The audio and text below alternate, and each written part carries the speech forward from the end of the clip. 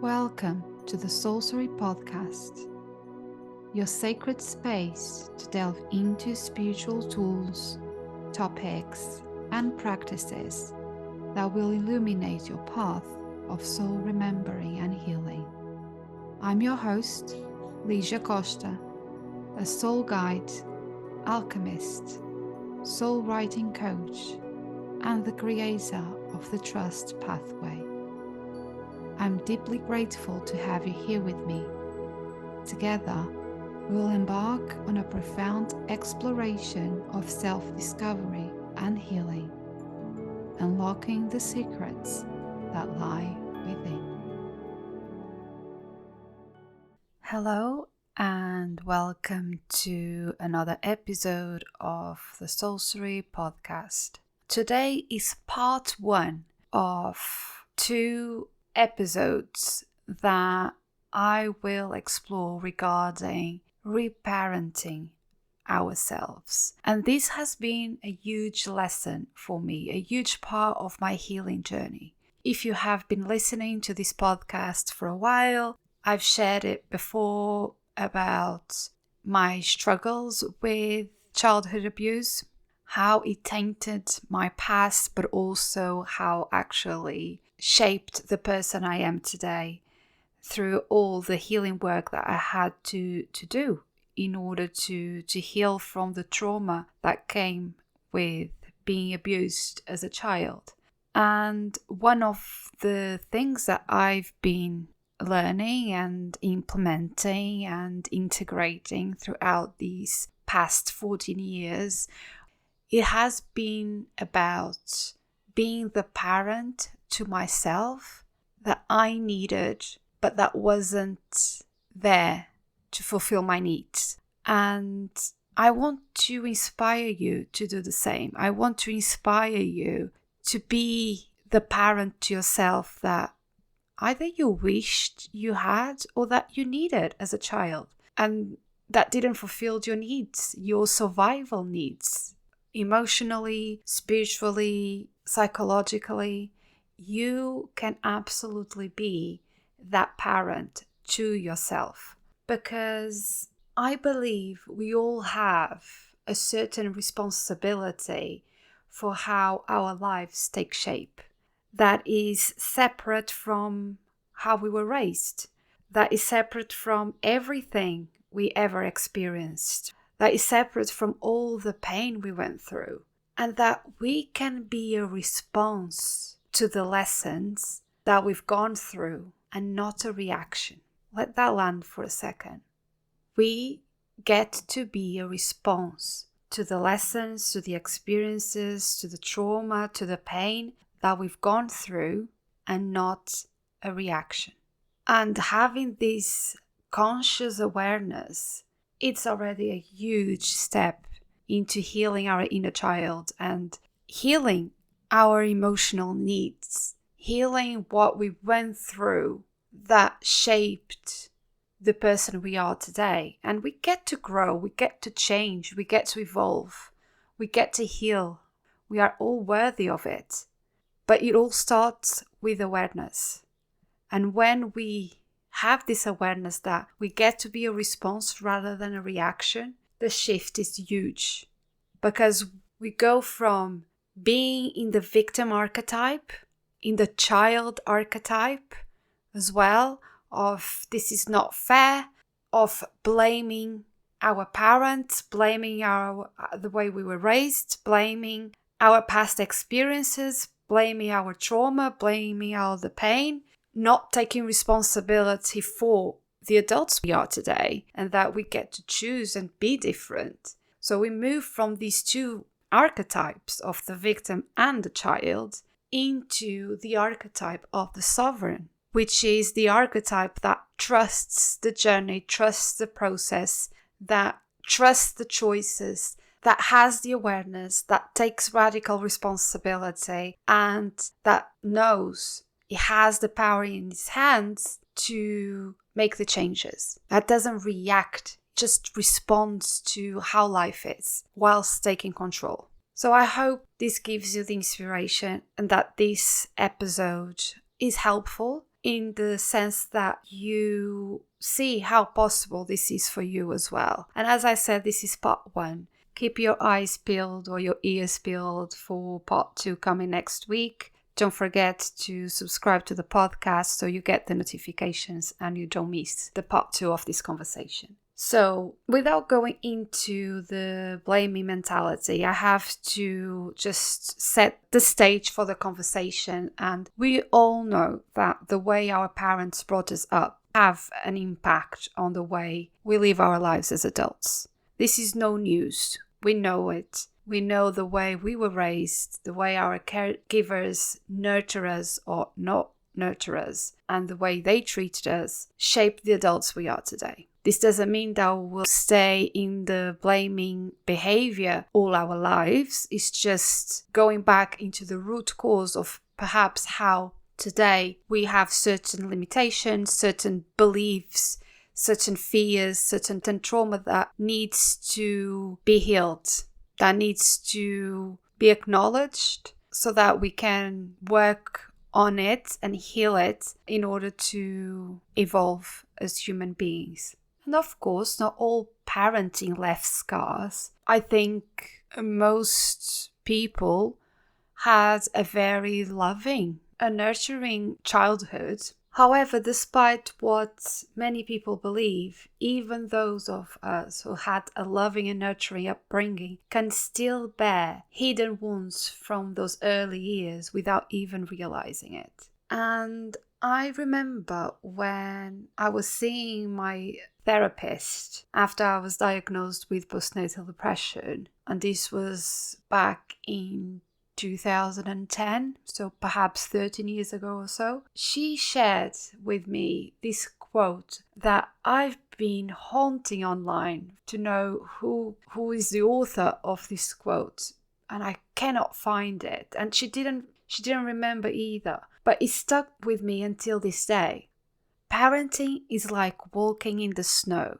You can't help but leave footprints. And I found it so profound, and it stuck with me because as a parent myself, even though I've been really working on my healing so that I'm a better parent to my children, and I am aware of their needs, emotional, spiritual, psychological needs, and have an awareness that perhaps my parents didn't have.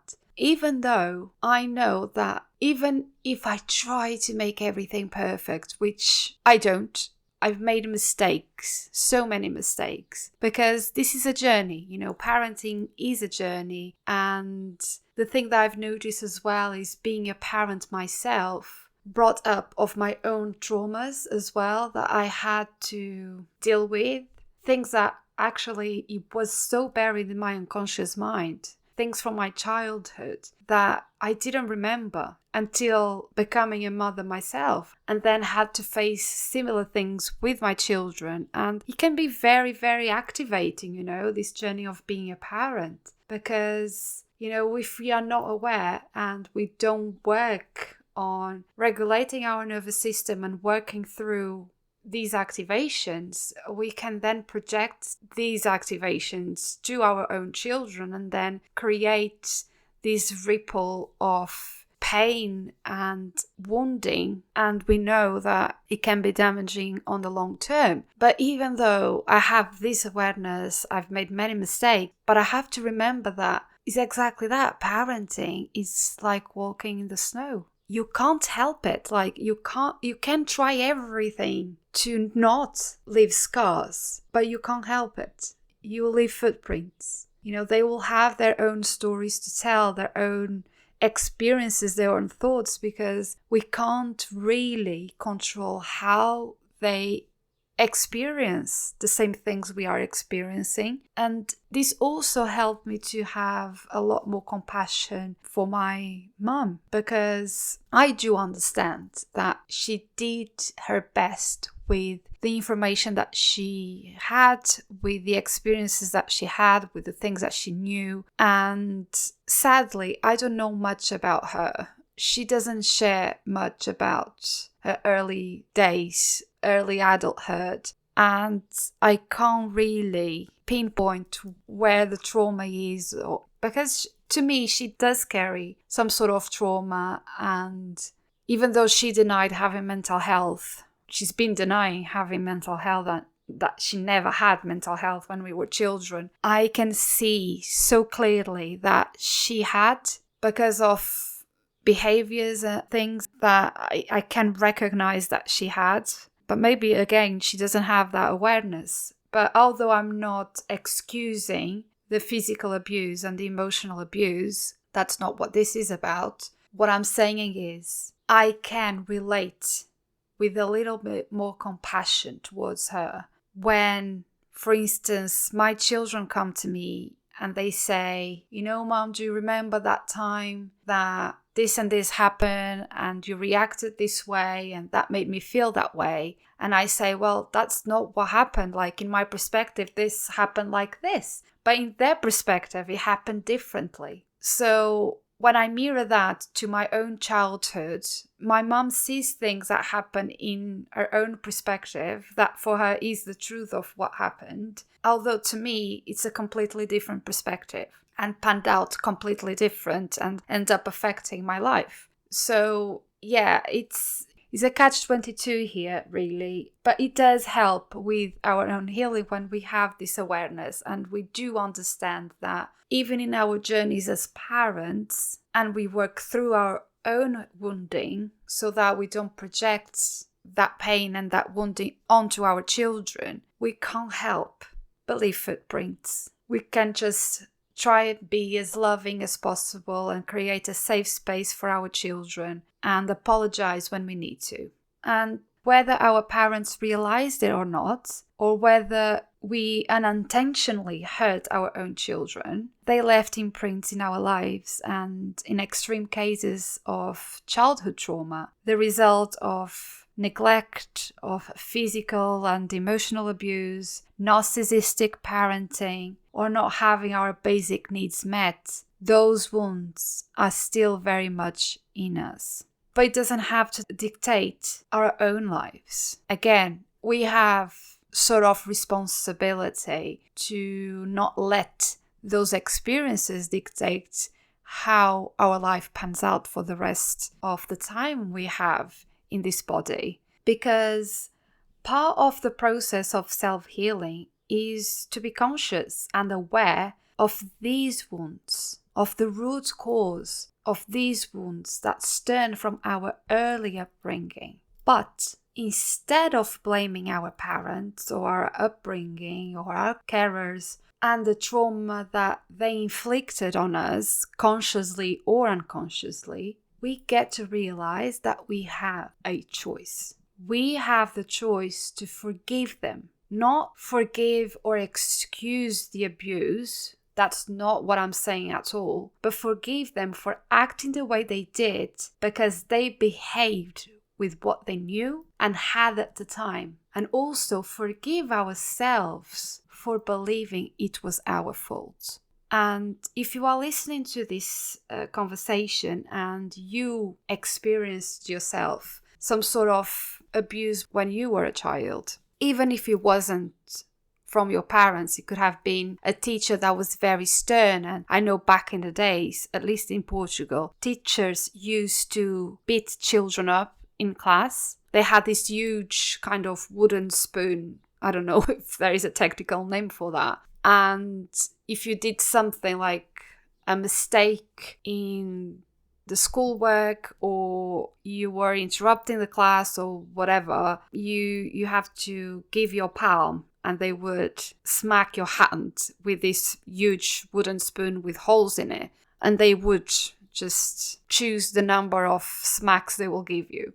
I know this happened like when my mum was in school, and I did have a teacher that did that once to me in primary school. So now it's a bit like we can't even imagine a teacher smacking our children. That will be a process, The teacher will be expelled and they go to prison and we don't know what else. But back in the days, that was a reality, at least where I came from. But yeah, as I was saying, It doesn't have to be your parents. It could have been a teacher. It could have been bullying at school. It could have been a sibling or a cousin that used to mistreat you. It could have been any of it. And when we go through abuse that way, we have this tendency, and it's just a natural trauma response, that we believe it was our fault. And that's why we don't tell our parents when we are being bullied at school. That's why we don't tell anyone we are being abused at home. And, in my case, I remember thinking, if my mum is beating me up, it's because I deserve it. It's because I did something. She wouldn't do it just for the sake of it. It's my fault. And I used to believe that I was a mistake, that I shouldn't have been born, that my mom didn't love me because I was not supposed to be born. Oh, so many things. Like if I go back, I used to have this very, very deep belief that I was the one at fault for all the abuse. And part of healing ourselves is really not only forgiving them so that we don't have this baggage on us of resentment, but maybe most importantly is forgiving ourselves for believing it was our fault. And we also have the choice to accept that this happened for us. And I know it's hard when we go through things like this to first believe that, oh, this happened for me. Why is that?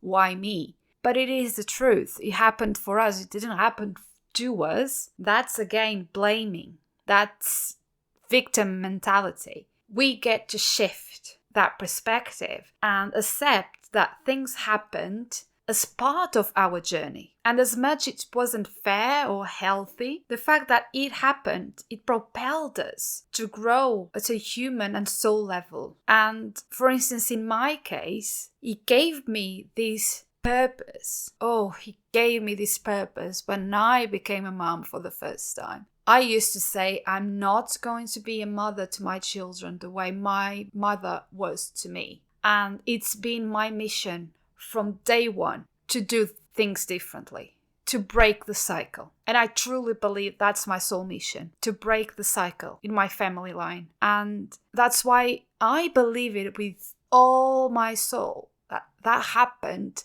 for me, so that I know what's wrong, or I know what's painful, what is traumatic. I know what it is to be in that position, so I don't make my children go through that, because they didn't ask to be born. They didn't ask for it. So why would I give them my baggage and my mum's baggage and my grandmother's baggage to carry? It's not how it should work. And if this is you, I know sometimes it's hard to accept that things happen for us, but they do. They do. And we might not understand it at first. It might take ages for us to understand why things are happening the way they are happening. But further down the line, we will understand why. We'll see it. And this to say that when we have this choice, and it is a choice, if you choose to forgive yourself, to accept the things that happen and the way the things happened, we then have a choice of reparenting ourselves. We can then do it to ourselves, because that's our power. That's in our hands. We can do that. We are adults now. We don't have to still be the wounded child that is still scared. We get to be different now and be the parents to ourselves that we needed. Because as children, yes, we were vulnerable. We were dependent on our parents, on our carers to fulfill our basic survival needs of, shelter, hygiene, food, love. But as adults, we can choose to take responsibility for the parenting role and fulfill the needs that weren't met when we were growing up, and left a wounded child inside of us screaming for help. And that can look like developing the skills to manage our relationship with others. It can look like setting healthy boundaries. It can look like coping positively with the challenges of life and taking care of ourselves on a deeper level. Unfortunately, these are skills that are not innate in us as humans, especially if we didn't have role models, parents, teachers, carers, grandparents, family in general, to model to us these behaviors or set expectations for us. So now we have to consciously make the decision to learn them, to learn these behaviors and grow our emotional intelligence. And I believe that reparenting yourself and tending to your wounded inner child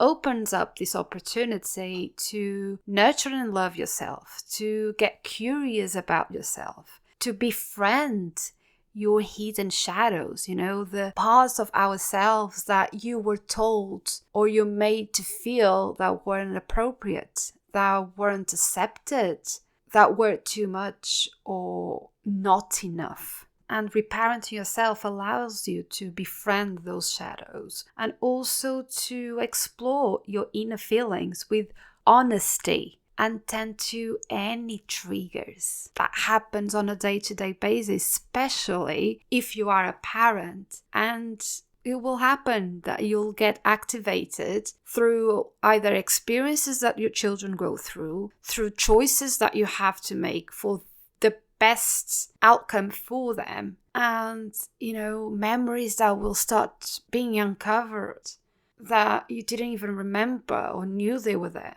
and can be very, very activating. From my experience, it has been a huge journey. So anyone who, as adults, struggle to be in a relationship, to keep friendships because they struggle to trust others and trust themselves, open up to others and being vulnerable, or anyone who is constantly seeking approval and validation from others, anyone that still feels like an outcast, still feels that doesn't belong to either a group of friends or to the family or to the community they live, can absolutely benefit from reparenting themselves and embarking on this healing journey. Because reparenting helps us to understand ourselves better, helps us to connect and communicate with ourselves with more compassion, and allow us to love, to nurture, to accept ourselves fully as we are, and also accept our feelings, our thoughts, our needs, and to honor those needs, those desires. And that's why I believe so much in reparenting. And so choosing to reparent yourself will ultimately help you to navigate your life with more ease, with healthier relationships, and without expectations or need for external validation to know that you are worthy and enough. And I find this is very, very important. And if this feels like you, I invite you to check the link in the show notes about my new course, Unshakable Self-Worth.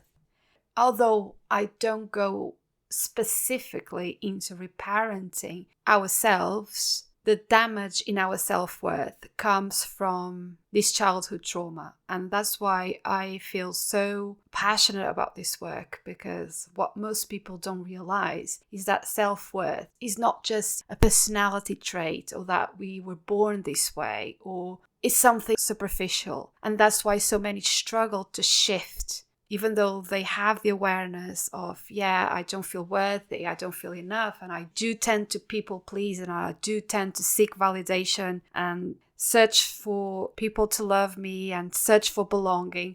To a certain extent, they understand all of it and they can relate to it, but they struggle to shift it, and they keep living with this lack of self-worth the rest of their lives. It's because most people don't understand is that self-worth is rooted in childhood trauma. It's a trauma response. Lack of self-worth is a trauma response. That's why just doing affirmations or having this mindset work done where you do relate to the symptoms is not enough. Yes, mindset work is important and is included in this course, but also it has to be done in a trauma-informed way. it has to be done in the body. We have to shift it in the body in a somatic way. And I'm including a new module where we'll work just on that, because I've just recently got certified as trauma informed, and so many light bulb moments,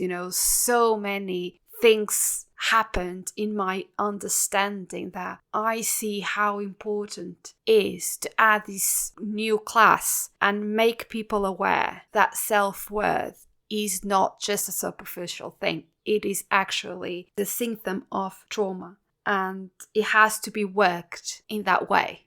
The course is still in early bird price. In the future, I do believe this has the potential to become a group program, and I keep adding things to it. So if you lock it at the price, at the early price that it is now, you'll have forever access to, whatever new classes I add, new resources I add in the future at no extra cost. And I know I'll be adding more. And this new class will be added very soon. I'm just waiting for the kids to go back to school so I can record it. But again, even though this course doesn't specifically talk about reparenting, it goes into childhood trauma, it goes into core beliefs and core behaviors that we adapt as children through trauma that we go through. Yes, we work on the mindset, but we'll also work in the body in a somatic level so that you understand why you do have lack of self-worth, why you struggle to move out of toxic relationships or moving out of certain patterns that you keep repeating on your life, moving out of still needing external validation, external love, and feeling part of the pack in order to feel worthy. And moving out of being a people pleaser. Don't feel like you want to do certain things, but you just do it because you don't like confrontation. And moving out of struggling to setting boundaries. And even though you set boundaries and people, cross those boundaries, then you allow them to do that. If this rings true to you, check the link in the show notes. I'll love to have you on board. Before I love you and leave you, I just pulled a card from the Trust Journaling deck. And as per usual, the card is just on point with the conversation. I don't know why I still get surprised by it. Because I created this deck to be worked intuitively, and it always comes up in perfect symphony with the conversations that we have here in the podcast. And the card that came out is from the Truth Suite. And the soul inquiry is, do I need to forgive myself? What for? Do I need to forgive myself? What for? And the affirmation is, when I forgive myself, I free myself. What can I say? It's just perfect because we did talk about forgiveness and forgiving ourselves for the things that happened in the past or that happened in our lives in general, and we still feel like it's our fault. So I would invite you to reflect on this soul inquiry, journal about it if you feel compelled to, and stay tuned for part 2 that is coming next week, and I'll see you on the next one. Thank you for listening to the Sorcery Podcast and for holding space for this conversation. It is truly magical to be able to walk with you on this journey of soul healing and inner transformation. If you resonated with this episode and found it valuable, I would be grateful if you could leave a review on iTunes. Your feedback helps me reach more souls searching for guidance and healing. For more guidance and soul wisdom to support soul awakening women through the journey of alchemy, please visit my website www.ligiacosta.co.uk. Love and healing to all. See you on the next one.